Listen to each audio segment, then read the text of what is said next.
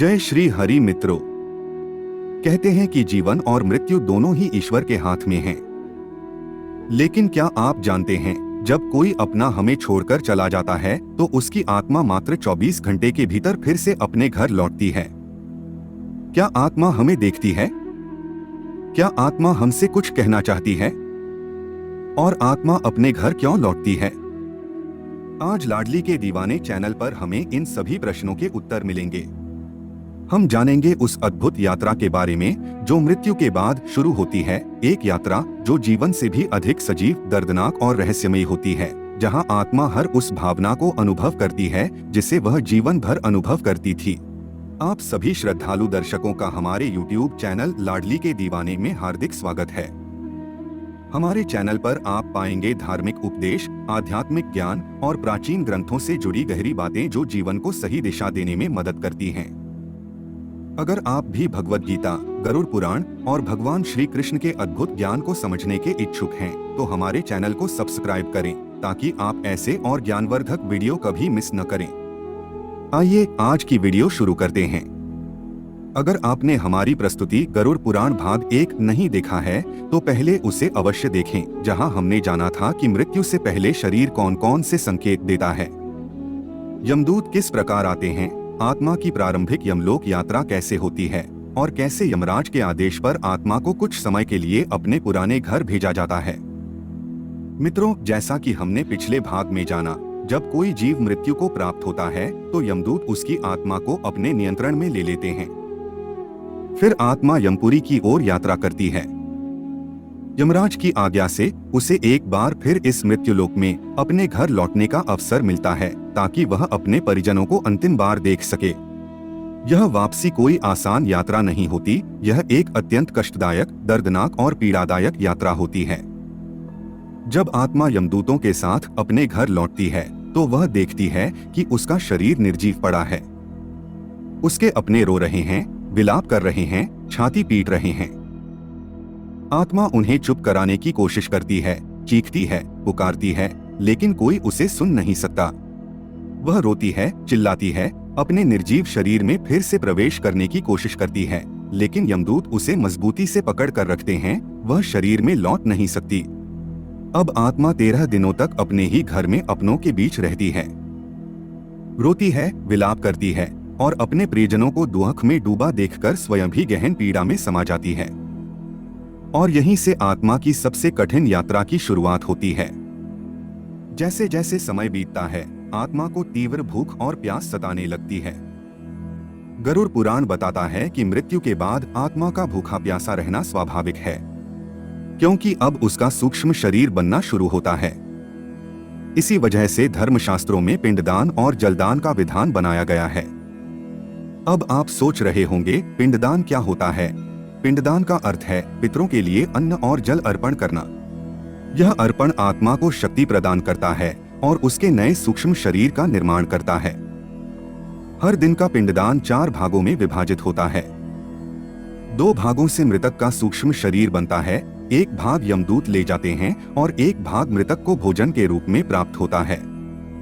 पहले दिन के पिंड से सिर का निर्माण होता है, दूसरे दिन से गर्दन और कंधे बनते हैं, तीसरे दिन से हृदय और छाती बनती है, चौथे दिन से पीठ और रीढ़ की हड्डी का निर्माण होता है, 5वें दिन से नाभि और पेट का क्षेत्र आकार लेता है, 6ठे दिन से कमर और पीठ का निचला हिस्सा बनता है, 7वें दिन से जांघें बनती हैं, 8वें दिन से घुटने और पैर निर्मित होते हैं, 9वें दिन से पैरों के तलवे और मस्तिष्क का ऊपरी भाग पूर्ण होता है, 10वें दिन आत्मा को जीवन ऊर्जा प्राप्त होती है जिससे वह आगे की यात्रा कर सके।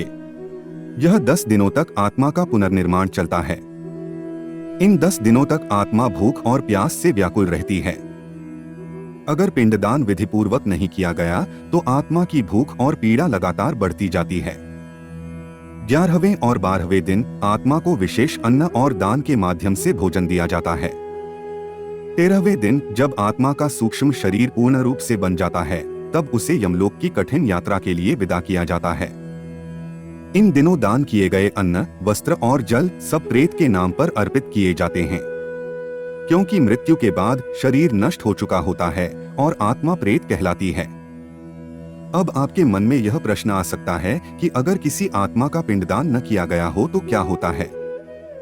जब 13 दिन पूरे होते हैं और यमदूत आत्मा को वापस लेने आते हैं, यदि पिंडदान न हुआ हो तो वे उस आत्मा को अत्यंत क्रूरता से घसीटते हुए, पीटते हुए, अत्याचार करते हुए यमपुरी ले जाते हैं। ऐसी आत्मा भूख और प्यास से व्याकुल होकर भटकती रहती है, उसे घोर पीड़ा सहनी पड़ती है। वहीं यदि समय पर श्रद्धापूर्वक पिंडदान किया गया हो तो आत्मा को बल मिलता है, उसकी पीड़ा कम होती है और उसकी आगे की यात्रा थोड़ी सहज बन जाती है। 13वें दिन के बाद आत्मा को उस कठिन यात्रा पर निकलना होता है, मृत्यु लोक से यमपुरी की ओर। यह मार्ग 99,000 योजन लंबा होता है। 1 योजन का अर्थ होता है 4 कोस यानी लाखों कोस की दूरी। गरुड़ पुराण बताता है कि आत्मा को यह विशाल यात्रा केवल 2 से 3 मुहूर्त में पूरी करनी होती है, अर्थात कुछ ही समय में। अब यहाँ हमारे कर्मों की परीक्षा होती है। यदि जीवन में पुण्य कर्म किए हों, जैसे प्यासे को पानी पिलाया हो, भूखे को भोजन कराया हो, दुखियों की सेवा की हो, तो इस मार्ग में आत्मा को शीतल जल मिलता है, भोजन मिलता है, छायादार वृक्ष मिलते हैं। लेकिन अगर जीवन में पाप कर्म किए हों, जैसे प्यासे को पानी न पिलाया हो, भूखे को भोजन न कराया हो, दूसरों को कष्ट पहुंचाया हो, अपनी क्षमता होते हुए भी दुखियों की मदद न की हो और ईश्वर में विश्वास न रखा हो, तो इस यात्रा में न पानी मिलता है, न भोजन, और तपती धूप में आत्मा को अकेले ही दौड़ते जाना पड़ता है। अगर आत्मा थक जाती है तो यमदूत उसे कोड़े मारकर दौड़ाते हैं।